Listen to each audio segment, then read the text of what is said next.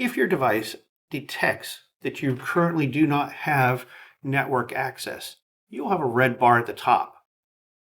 When you go to make a payment, you may be presented with an option to go into store and forward mode. When you are, you're going to be asked for an app access code. This is not the manager's access code. You're going to be given the legal disclaimer information. You'll need to accept and agree to that, and SAF mode will be enabled. You now can take cards as normal until your network issue is resolved. At that time, you will then be able to upload all of your data by exiting SAF mode. You can do this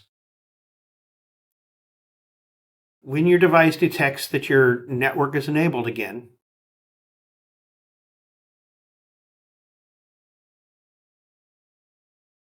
By going into the ePay options, entering your passcode again, going into offline operations, entering in your passcode,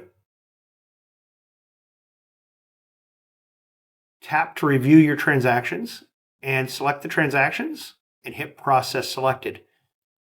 Your transactions will then upload to the cloud and be processed for you. You're then welcome to go back into the point of sale to continue normal operations.